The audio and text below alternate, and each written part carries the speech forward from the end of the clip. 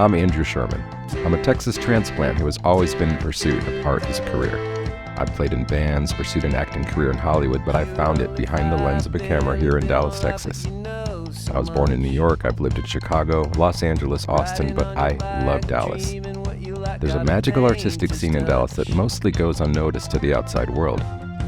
This podcast is focused on what makes it so special and the people who make it thrive artistically. If you don't live here, and even if you do, you might not have heard of them. This is the Dallas Famous Podcast. So who you gonna be? Who you gonna be when you're all? This week on the Dallas Famous Podcast, it's actor and SAG-AFTRA President Nikki Dixon. Nikki has been serving as president for the past 2 years and represents the North Texas region. Nikki shares her inspiring story from a small town in East Texas to working in film and television.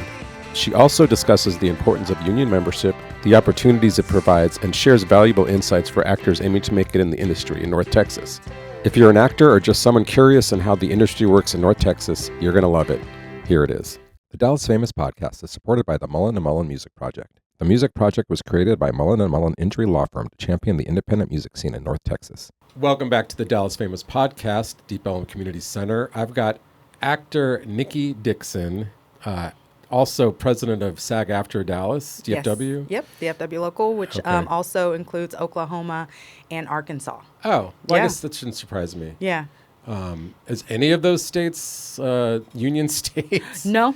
Yeah. Absolutely not. No. It's so, that's why, I'll go back to who you are, but I just wanted to start with that. It's just so fascinating to me that, because I lived in LA and it's all union pretty much. But now it's going a lot of non-union stuff too. Well, it was starting to when I was there still, but yeah, but here it's like, why would you join the union, Oh, gosh, that is the age-old question. It is why would you join? Honestly, and I say this with the utmost respect to non-union actors because there are many brilliant non-union actors that are in Texas and Oklahoma, Arkansas. But if you're a part of SAG-AFTRA, you are viewed as a professional. Mm-hmm. And so it brings with it a certain prestige, a certain, like I said, professionalism. So those big productions that come into town, like a lot of Taylor Sheridan stuff and all the stuff that's coming in, like if they see that you're part of the union, they're more likely to say, okay, I'm going to book this person for a more substantial role than somebody who's non-union because they don't know what their level of experience is. Yes, they can go look at IMDb, but I mean, if you're part of the union, more than likely, especially in Texas, they know that you've worked more than likely in a union secured state, meaning you became a must join. So you had to go to work in New Mexico or LA or New York in order to join. So it's just a little bit more of a good tick by your name, if you will, to say that you're a member of SAG-AFTRA when you're in a right to work state. That's a good answer. That makes sense. I mean, also you get paid more, you get taken care of, you're protected. You do. Yeah, you get health and pension. You get, the more union jobs you work, the more money goes, into your pension and health, and you can get health insurance, which is amazing. Yeah. When I tell you, SAG-AFTRA insurance, second to none. Yeah, I think the last time I checked, my pension is $203, and that was mostly from extra work. So I mean, that's not bad. It's something if I make it to 65. Right, exactly. I definitely want to get back to how you got into that role, but let's go back to the beginning. Okay. So you're Flower Mound, you grew up, is that right? I did. Okay. I was actually born and raised in East Texas. So I was in like a small town called Overton, born in Henderson, Texas. Okay, wow. And so when I was 6, I came here and lived in Flower Mound. And so essentially I've been from Flower Mound for most of my life. At what point, do you remember a point where you were like acting? Absolutely. I mean, I've always loved it. Watching TV, you're like, oh, I can do that.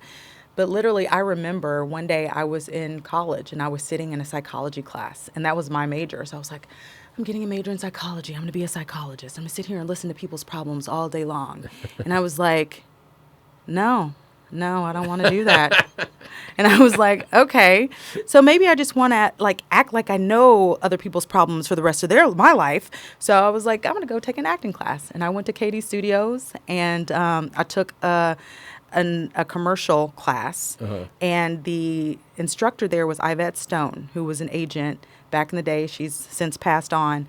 But I was in her class. She liked what she saw, and she signed me. So Wow. Yeah. That's funny, too, because I feel like I've been in so many acting classes, and we're like, this is instead of therapy. Yeah, You know? exactly. Exactly. It's like its own like method of like therapy and just getting all of those things out, working all those things out. Yeah, I'm not from here, but I think I had an audition at KD Studios for something, and I'm familiar. I think I reached out to them, tried to get somebody over there to come on, which I'm sure I can do in the future. Oh, absolutely. So, like, tell me about that experience. Well, it's actually a whole conservatory. So I didn't go through the whole conservatory piece of it. I just actually did like a class. They have like individual classes that you can go to, you can sign up for. And so I did that, and I was like, I just wanted to try it. And so I did that, and I got into commercials. I got my first eligibility from a Rent-A-Center commercial. I remember that. And it was me like chasing around like a laptop or something like that. So it was like CGI is like this laptop that I'm supposed to be like running around and chasing and stuff like that. And that's how I became SAG eligible. Nice. What was there did they have something you were following? Yeah, it was like a little rope or something that they just had, like they were pulling around. And so once they CGI'd it in and all that stuff. That's true acting. You're like, I'm pretending to see something. I'm pretending to see this laptop that I'm trying to get. That's cool. And so, were you still thinking about going to school for something else at this point, or you're just like all in at this point? No, I was pretty much all in. I mean, of course, sorry, Mom, but you have the parents that are always like, you got to do something that you got to just have a backup plan, baby. Just have something that you can fall back on. And I was like, all right. So I was already kind of far in, and I had a nice job that was actually paying for my education. And so I didn't have student loans or anything like that. So I was like, you know what, I'll go ahead and finish and get this degree. And so I got my degree in psychology and criminal justice and did absolutely nothing with it. Finished school, and then I actually went on tour with a play. So I did a traveling play for a while. Okay. And then came back, and I'm in Texas, so nothing. And Mom was like, yeah, aren't you glad you got that degree? So now you can go get a job and do something else. So, I mean, because I lived in Austin in, I want to say 07, 08, and everything we were auditioning for was in New Mexico or Georgia or Savannah, So what did you, have you seen the work coming here? Like, is there a point where you're like, oh, this is viable to just work here? Now or then? I'm saying, I'm asking at what point did you see it start to turn? I never did. Never did? No. I mean, there was a point when things were kind of booming. I think it was probably back in maybe... No, I'm trying to think. Maybe 07? No. I can't even remember, like, years ever since COVID. I'm just like, I don't know what years are. Pre-COVID, but it was like, post-COVID. Right, exactly. It was like when, like, Chase and Dallas and The Good Guys. The Good Guys was here. There was, like, a time when there was, like, all of these shows that were filming in Dallas, and I can't remember what years those were. But then it looked like things were going really, really well. That's when we had those incentives. And so it was like, oh, this is good. That's great. But I wasn't booking a lot of those at that time. And I actually got with a manager, which nobody does managers here in Texas. Yeah, okay. But there was a manager. Her name was Lee Peterson. She's also passed on. But she was an agent in Houston for a while, and then she went to L.A., and then she came back, and she was like, I'm just going to manage people here in Dallas. And so a friend of mine actually hooked me up with her after I did it was when, the reality shows were a big thing. I did an internet reality show called Intern. And so basically what that was is it was an acting, reality show where the winner would get a role on As the World Turns. Huh. And so I did that, and I was like in the top 3. And so I got a episode of As the World Turns. Once I got back in town, a friend of mine hooked me up with her, and then I started working with her, and can we cuss on here? Yeah. She whipped my ass in shape. When I tell you, like, I thought I was doing something until I met her. And she just was like, she was no nonsense. She literally broke me down into tears. And at that point, that was the breaking point where it really essentially turned my career around. Yeah. Honestly, that sounds very familiar. And it's like you're living in this, well, your brain, but like you're living in this universe of like, don't know what I'm supposed to do as an actor, so I'm just going to do what I think. Yep. And it takes somebody with that experience to like, well, it's cool that you had somebody like that in your life. Yeah. I mean, it was good and it was bad. Like, I mean, it's one of those things where it's like that thing we were talking about, therapy. I probably needed some therapy after dealing with her. I mean, like, if I'm being legit, seriously, she was something else. But it was still that kick in the pants that you needed. But yet, you know, it feels like sometimes you like, yeah, I need to go and work through some of the stuff that she put me through. Right. Yeah. Yeah. Interesting. And so then what? Then did that lead to start booking roles? Yeah, it really did. So one of those things, it's really about dedication and like putting in the work. She was in Austin, and so she would have classes in Austin every Sunday, and so I would drive to Austin every Sunday and drive back. Just to go to her classes, get my ass kicked every single Sunday. Wow. And, you know, I found some other people who wanted to do the same thing. So we would end up carpooling and all that kind of stuff to where, you know, we weren't just spending all of our money traveling and running up and burning up the highway. Right. But yeah, after that I actually booked my first co-star role on a show called Chase that shot here. It was starring Kelly Giddish, who's now on Law and Order SVU. Been on that show for years. But that was my first co-star role that I booked after she pretty much whipped my butt in shape. Right. Cool. Yeah. And then, so there wasn't a lot filming here, so you must have been booking and going to do stuff. Yeah, it was very much, you know, just it was real sporadic. It was very much just kind of like, you know, you get those things here and there and stuff. And of course, like most actors, I had to have a day job and a, you know, side gig. I didn't do the waiting tables, the bartending or anything like that. I actually ended up in mortgage, of all things, like in banking. So it's like, what? That doesn't have anything to do with psychology. But, you know, you go and you get a temp job, and the temp job turns into a perm job, and you get good at it, and you make decent money, and you get PTO, and you take your PTO and to do the acting thing. Yeah. So. Like once you started doing that, I mean, you said you started with commercials. Was that, are you still kind of, is it like at a mix, or is it like more theatrical? Or? Yeah, it is. It's so funny that you asked that question, because I was just thinking about that today. For the longest time after that, I did not book a commercial. Like I booked, I would always say, I don't know why you're sending me out on commercials, because maybe I don't have a commercial face. I don't know what it was. It was just one of those things, like I was not booking commercials. But the last 2 years, I've booked 2 national commercials, and I just booked one and going to be in a Floor and Decor commercial in the next couple of weeks. Nice. So, yeah, so it is a mix. And then I was doing episodics a lot, too. So that was my thing. And I was always like, I never book film. I was like, I never book film. It's always episodics. But then the last year, I've booked like mostly films and less episodics.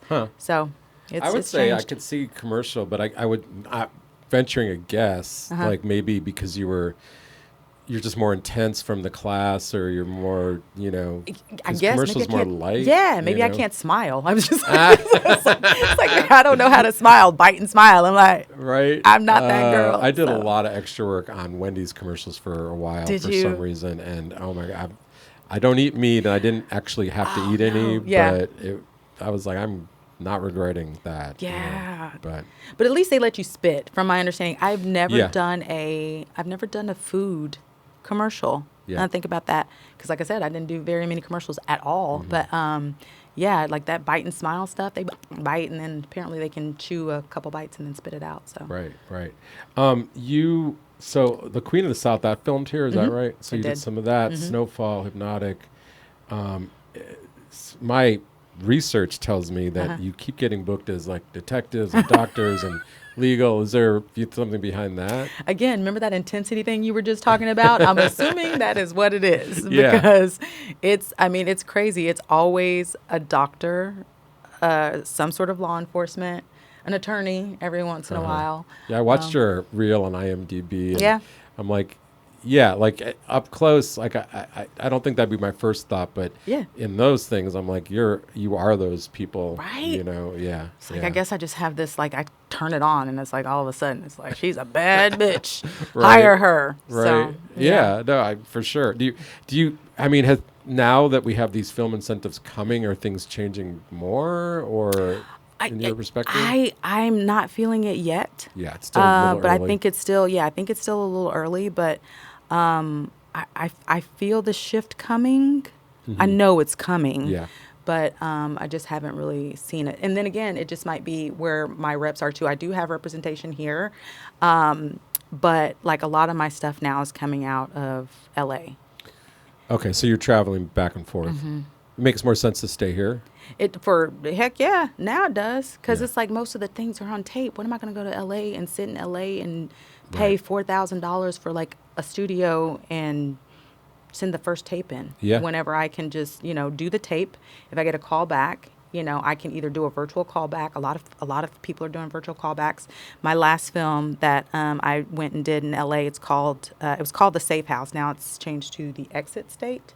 But I did the callback virtually and booked it and went out there and filmed. That was So- not like that before COVID, right? Yeah. Yeah. So that's good. Because like when people would ask me like, I want to move to LA, what's your advice? I'm like, don't move to LA.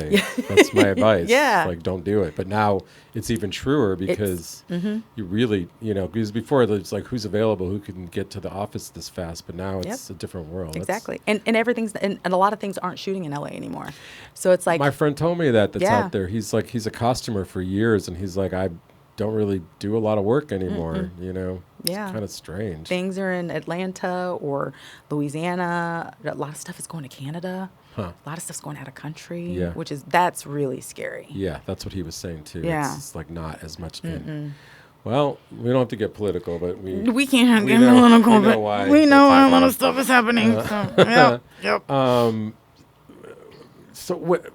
So I guess you're not really doing that much here as far as getting on set.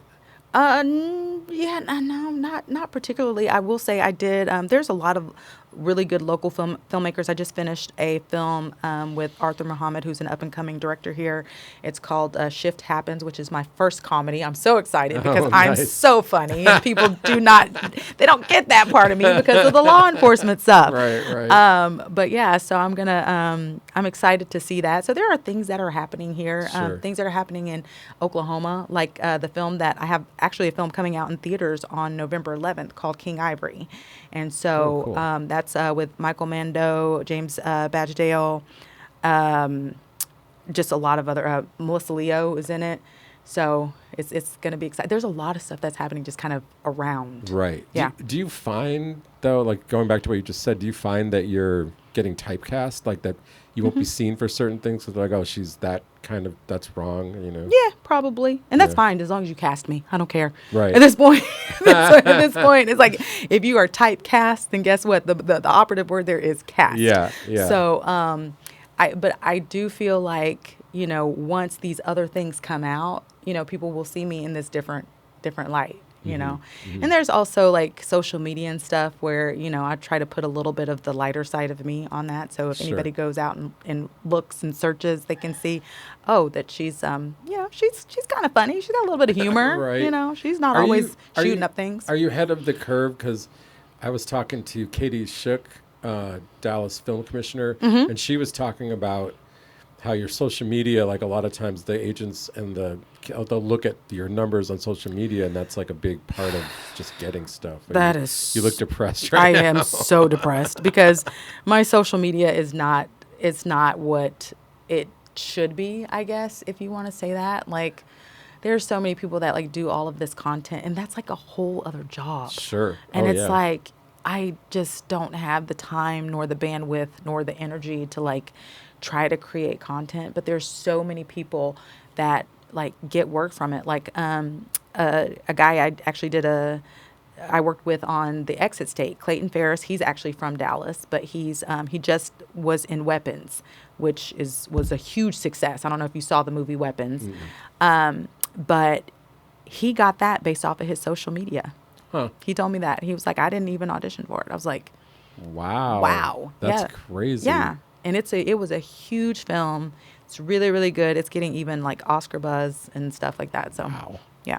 Yeah, she was saying that it's gone to the point where you'll send in your audition tapes with a camera person doing angles and moves and stuff. Yeah. How much do you need to invest on just auditioning? That's crazy to me. That's a lot. A lot of that is with commercials, but that is one thing that SAG-AFTRA did do, right? We, in our last theatrical contract negotiations, because of the strike, if you recall that, production was asking for so much when it came to, like auditioning, like, for commercials especially. It was like, do this setup and then do this and then pull back. And it's like, I do not have a production company in, my house. And I can't do all of this stuff. And it would take like 3 hours to put together one tape. Ugh. And so in those, we had provisions where it was like, okay, you can only ask for certain things for audition tapes. You can't ask, you can't make this slate this whole big thing. You can't ask for pans. So it was just a whole bunch of things that we put in the new contract that helped, because actors aren't cameramen. No. Or they're not, they don't do productions. I mean, most of them don't. Yeah, I mean, you might be living alone. You might, you got to do your audition at 10 at night. Exactly. Yeah. Got to get somebody to come and, read with you on Zoom and, can't get, yeah. So. Okay, so I have a very skewed picture of this now. Like how much do you think that the social media is playing into casting? A lot. I mean, Kim Kardashian is the lead in the movie on Hulu. I mean, on a series on Hulu. Okay. Kim Kardashian is... Well, you've got to admit she's quite talented. I mean, in some of the things that I might have seen, maybe. But, she's getting better, I guess, in her craft. But that's just sickening. I mean, but she's the lead in a show, and it's because of the followers that she has. Yeah. I mean, that it comes with like free marketing. Because she's going to post all about it on her social. Yeah. So that's, but you don't. I mean, it seems like it's not hurting you because you obviously are talented and you have representation. Yeah, it's not. But if it went up against me and somebody else who might have a bigger following, and that person is equally as talented, or maybe even a little bit less talented, who knows? Right. They might go with that person because they have a bigger social media following, right. because they can get the word out to more people than I could. Huh. If I hadn't already quit acting, I'd be quitting acting. Right now. It definitely it's definitely discouraging, but there's so many other things too that are like beyond our control that we can't even, it's like you never know. Yeah. No, I mean, you're going in and you're going against people with credits, and there's like it's built in that you have an insurmountable mountain to climb. And yet you're still doing it. You're still climbing. You're casting. I'm climbing. I'm scratching. I'm scratching my way up there, and just really when it's a passion, it's one of those things that you can't let go. Yeah. And if you do, let it go, it calls you back. There was a time that I stopped. Oh yeah. Yeah. But we used to joke about it too. It'd be like we would quit just because we're like, I quit. Yeah. Universe, I quit. 'Cause like maybe because you're gonna give me something. Yeah. Like absolutely. I was friends with Emily Proctor, who was on CSI Miami. Yeah, that name sounds really familiar. Yeah, she's been in a few things, and she was like gonna go back home to North Carolina, and they were like, you have this audition, and she's like, I don't care. They're like, no, and she's like, I don't care. They had to fight her, and then it was West Wing, and that like launched her career, and she was literally like, I don't care anymore. I quit. Like I really quit. Like she really quit. Yeah. But anyway. I really think that's when things change sometimes, is when you give that, you know what? It is what it is. Yeah. Like, I don't care. I'm just this is what I can bring to the table. I put it out there. You either hate it or love it. And usually when you just don't give a shit, that's when they love it. Yeah. No, I mean it's that whole desperate thing. Like they can tell you're desperate. You can feel it. Yeah, That desperation. absolutely. Pick me. Yeah. And then when you're like, I'm just gonna. This is the tape you're gonna get. Yeah, see, I didn't even think about that. Like, how many times are you going through your audition tape and going, "Oh, I could do this better. Oh, I can do this better." It's like you could go on all day doing that. You know. Yeah. It's like, ooh, I want to pick this piece, and ooh, if I take this piece from this tape and this tape, this with this, there'd been times when I was just like, you know what, it's going. Yeah. And those are the ones that I book every single time. Yeah. The ones I'm just like, I'm not putting no effort into this, and that's the one I'm like, and the ones you just like, oh, I killed that, I killed it. Yeah. Hear nothing. Yeah. Yeah. It's crazy. God, no, that was the thing for me is I would walk out of I was always going to the room. I wasn't usually putting on tape, but I'd walk out and like certain ones I'd be like, oh, that was great.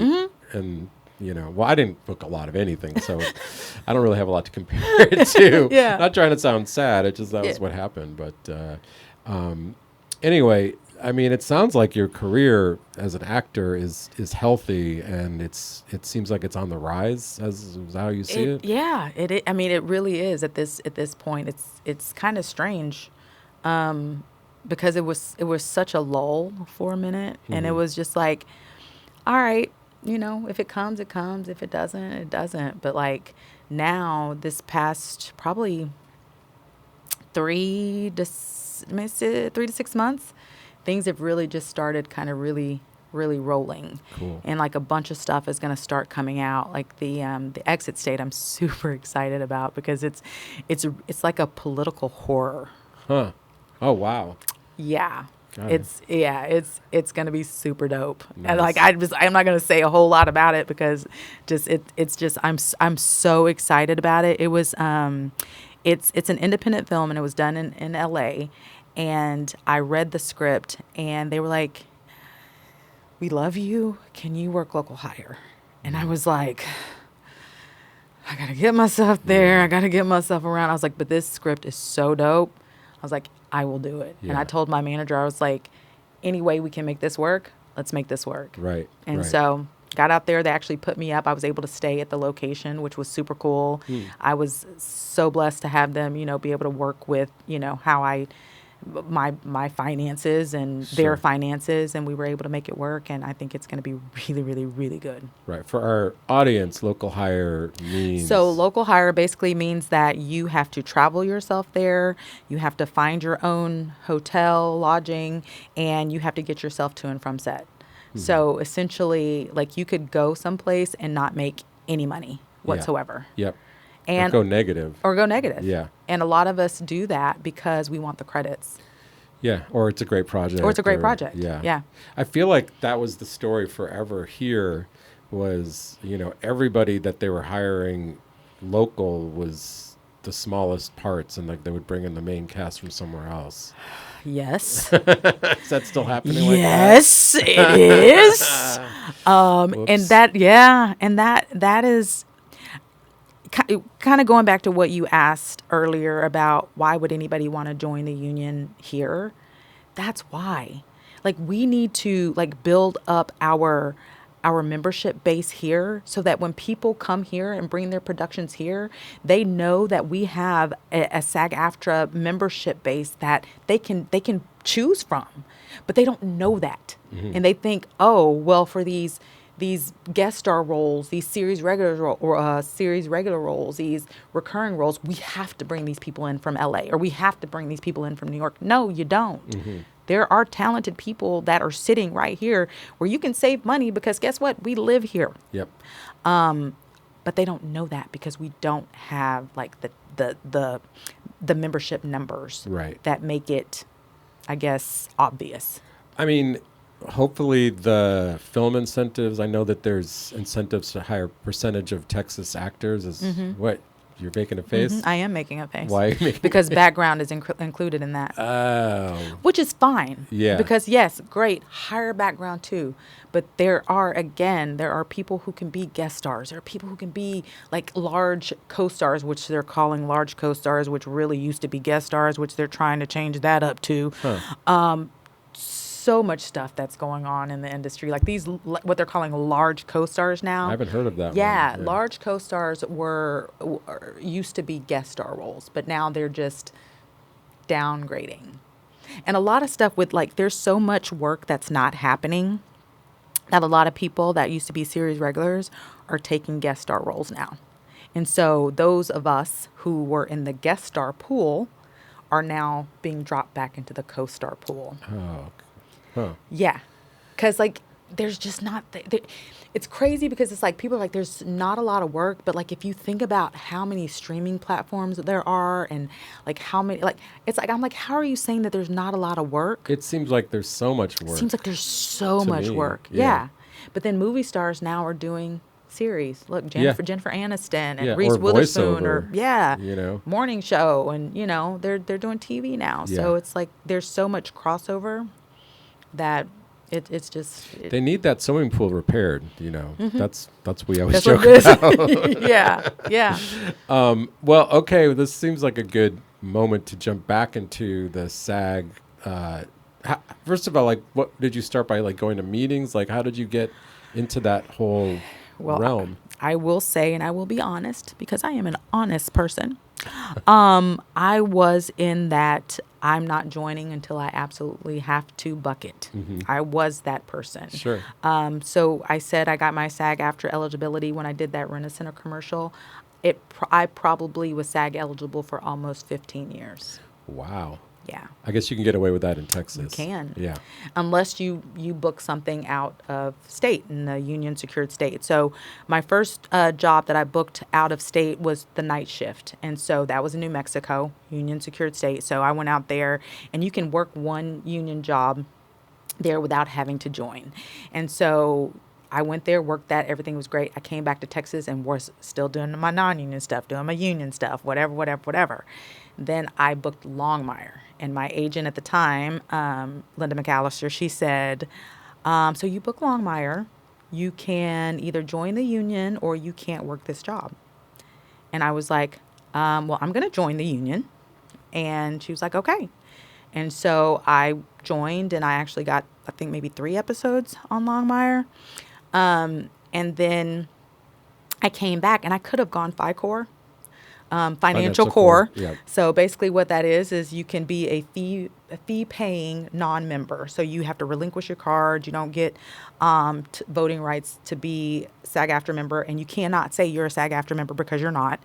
But you can work union jobs and non-union jobs without breaking global rule 1 of SAG-AFTRA, which is basically you can't work non-union jobs if you're a member. And so I didn't. I was just like, I'm in it. This is what we work for as an actor. Like, that's like the pinnacle. Everybody's like, oh, I want to be SAG eligible. You're still non-union. Yeah. What does SAG eligible really mean? Yeah. It's just that you're eligible to join the union. Why wouldn't you? Sure. But that's neither here nor there. Yeah. No, in LA, it was you wanted to join. Yeah. That was it. There was no, I mean, then the FICOR conversation came in. Well, I was doing a lot of extra work. So like the people I was hanging out with, they're like, why wouldn't I? And I was like, I'm not working non-union extra. I already saw what that looks like. Yeah. That seems like horrific. You know? Yeah. So you have no protections in that. And you're working so long for no money. And then they could just not pay you. Yeah. You know. Can't get paid. You don't get, doesn't go towards your health insurance, doesn't go through pension, any of that stuff. So there's really negative impacts to it. It's funny, this one story somebody always says or tells whenever they're talking about union versus non-union. So, Flo, the insurance. So there was a young lady who actually was supposed to book that before the actual Flo that booked it. She ended up, the one before her had done another non-union insurance commercial that conflicted with Progressive. And so she could not work that Progressive job. God. So she worked this non-union job that probably paid her, I don't know, could have paid her $5,000. Could have paid her $10,000. Could have paid her $500. Could have paid her $500. Yeah.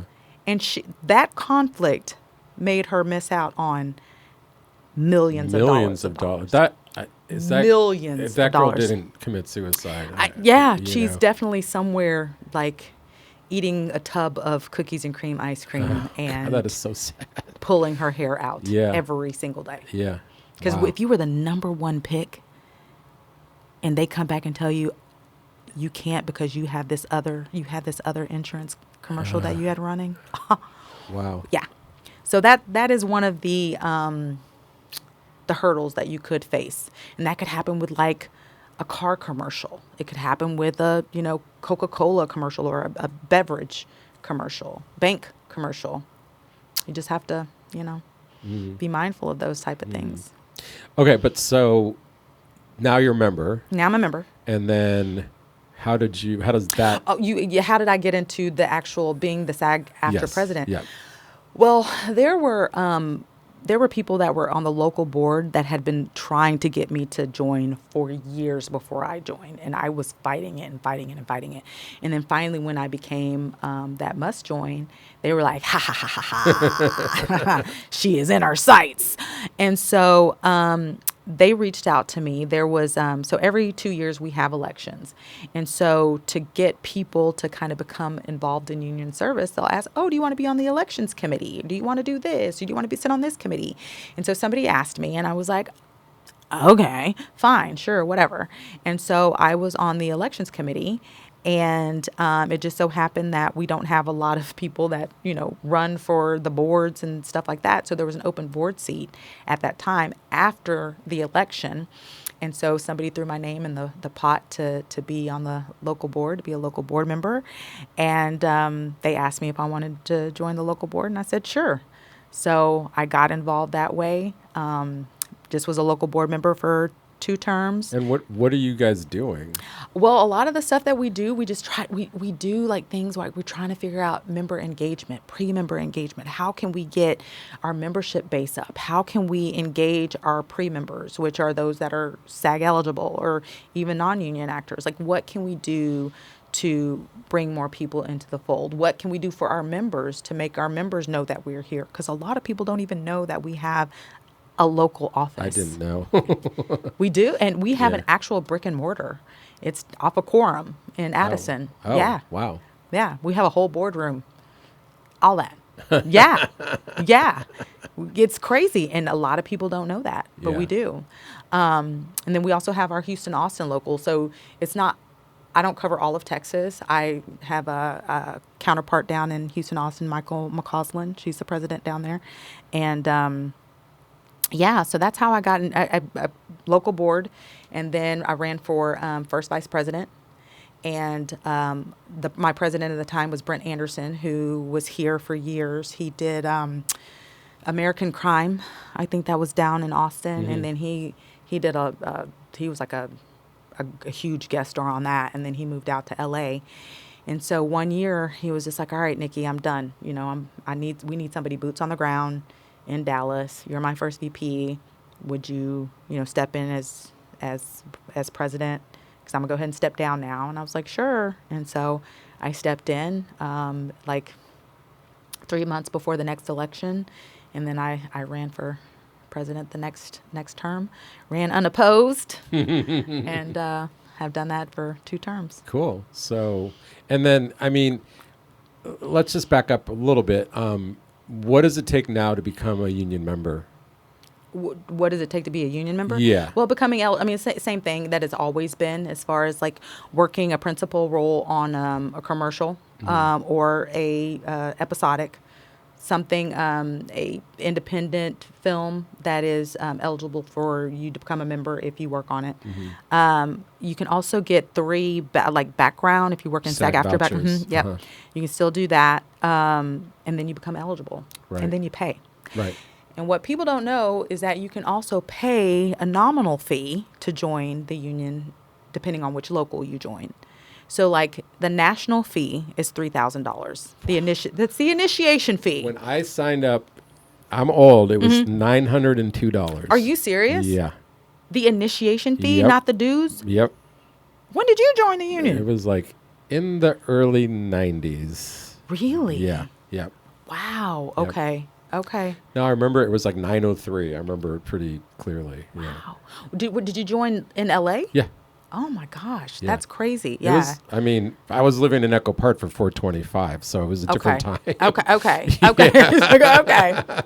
Makes sense. Yeah. Yeah. So for $3,000, excuse me, for 3,000 is the initiation fee. Then you have your annual dues. But if you join at a local, I believe ours is 1,300 that you pay for initiation. So you can pay less if you join. Yeah. Oh, wow. So what ends up happening is if you join your local, that's if you work in a state that is not California or New York. Right. So if you work in California, New York, you have to pay the national dues, which is the 3,000. Sure. So you can join here for less, for the 1,300 or whatever, or if you're in New Orleans, I'm not sure. It's different for each local, but you can pay less. And then if you book something in California or New York, you have to pay the difference. So like you can work here, and then if you get a job there, you just pay the difference. So you pay another, math is not mathing right now, 1,700. Yeah. I mean, I guess it's a good thing to pay. It is, because you can start putting money away. Because if you're like, okay, I know I'm auditioning for stuff in LA or I'm in New York, I'm gonna go ahead and just put this money aside until it's time. Sure. There's also payment plans. Yeah. Yeah, you don't have to pay it all up front either. So it's SAG-AFTRA, and back when I was doing it, like it was SAG? because it was they were separate, yeah. Uh-huh.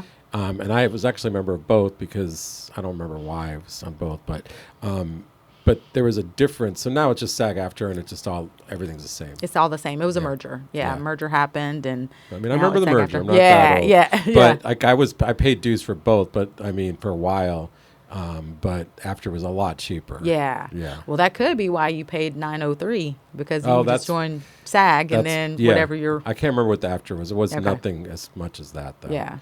But there used to be certain shows, certain episodics were like sitcoms. Were actually they're after, and it was on film or something or on video. Mm-hmm. Yeah. I can't remember what the distinction was. Like television, like it was like more tape. Yeah. Instead of. Yep. Where SAG was more film, exactly. the actual film. Yeah. So they wouldn't say check the gate. Yeah. At the end, checking the gate. Huh.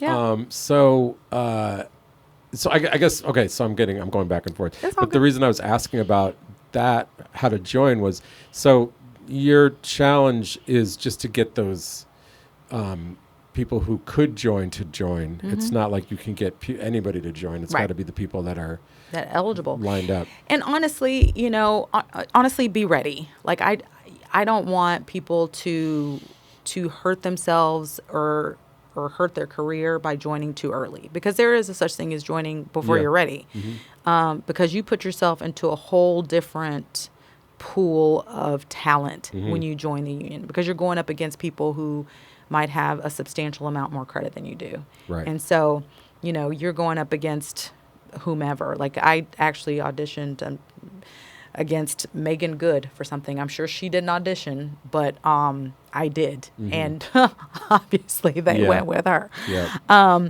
So you just put yourself in a different bracket, if you will, you know. Yeah. So if you're here, I've always said, make yourself a big fish in a little pond until, you don't go try to be a little fish in a big old pond, because then you're going to drown. Yeah, no, it's true.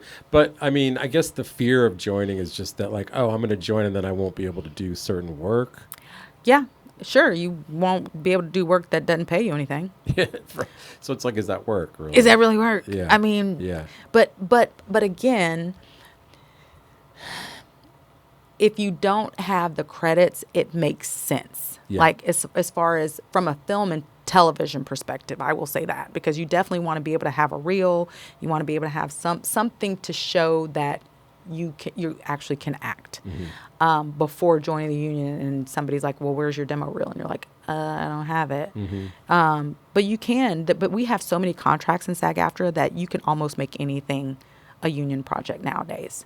Like the budgets are like so low. We have a micro budget agreement, which basically is like, if your budget is under $20,000, you're not doing stunts, you can essentially go online, fill out the paperwork, and that's all you need to do. And you can make your project. As production. Mm-hmm. Yeah. And then you can have a union actor on there. or you can't become eligible to join by working that particular contract, but you can, make a project union. I see. To get someone who's so already. if some production wants you, they could do a micro budget, and then now you're legal. Yeah. Gotcha. Yep. Okay. But somebody else who comes in that's non-union can't become eligible because they're working on that particular project. Right. I mean, that makes sense. Yeah. Because that would be everybody would be doing that. Everybody would be doing that. Yeah, that'd be the back door. Yeah. God, so ultimately you're saying that there is ways to make a living as an actor in Texas, but you're still commuting a lot. Yeah. Yeah. Yeah, you can.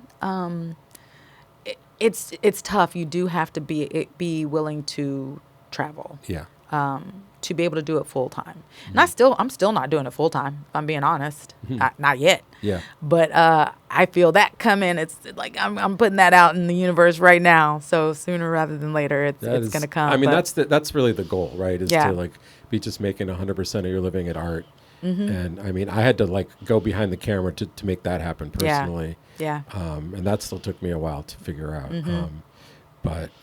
So it sounds like you've got some projects coming out though. So that's exciting.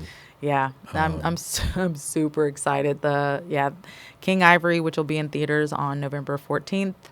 That one it's about the fentanyl crisis, and it's it's huge. I mean, that's not the comedy. That is not the comedy. Okay. Although I have a couple comedic lines in it. Okay. But that one's not the comedy. But so I have that coming out. I don't know when the exit state is coming out. We finished filming that in the end of August.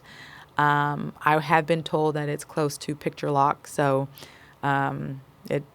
hopefully it'll be coming out relatively soon. And then the comedy. And I also did an episode of Matthew McConaughey and Woody Harrelson's show. It's called Kin. I think it's called Kin now. It was called Brothers. It was called Brothers from Another Mother. There was so many different names for it. Huh. But guess what I played in that? A cop. I totally did. Nice. Yeah. Well, you're right, though. If they're typecasting, that means they're casting. I never thought of it like that. Yeah. Because I was like, oh, you don't want to be typecast. It's like, nobody's even offered me the casting couch. I didn't. Right? It's just not. Hollywood was fun for me. It was not lucrative or successful, but it was fun. Yeah. But So, are you planning on trying to continue your reign as president? I am. I just actually got reelected for another term. So our elections happened in August. So I have another 2 years under my belt, and if actors here want to get involved more with the SAG office, or what do they do? They can reach out directly to the SAG office, the local SAG office here, or they can reach out to me directly. I'm all on social media. Also, Dallas President at SAG-AFTRA.com is my email address. Okay. And they can shoot me an email and say, hey, and how do I get involved, or how can I get on a committee, all the things. And, right. I'll do you have help any other parting advice for young burgeoning actors? Just learn, educate yourself. Don't listen to people who don't know shit. There was a rumor that basically if you are a union actor in Texas, and if you become a producer, you can work on a non-union project. And so there were a lot of union actors that were working off the card. And they thought they were not working off the card because they got a producer credit. So it's don't take everybody at their word, because they can end up getting you in trouble. And a lot of times they don't know what they're talking about. Yeah. So just educate yourself, ask people, go to networking events, and just, stay the course. It's a marathon, not a sprint. Mm-hmm. Everybody thinks that, I'm good looking and I'm talented and I'm going to be a star right away. You're not. You could. Mm-hmm. It could happen. Stranger things have happened, but more than likely, you're going to have a lot more no's than you do yeses. And then once you get those yeses, or that one yes, you'll be grateful that you did it the right way. and you'll be grateful that you stayed the course. Right on. Yeah. Well, Nikki, you were fantastic. Thank you. We're wishing you all the best luck with all of the upcoming auditions that you're doing, I'm sure, as we speak. But we'll look for your stuff. We'll have links to everything. And thanks again for coming down and talking to us. Yeah, absolutely. Thanks for having me. I appreciate it. I'd like to thank Nikki Dixon. You can check out all her stuff in the show notes.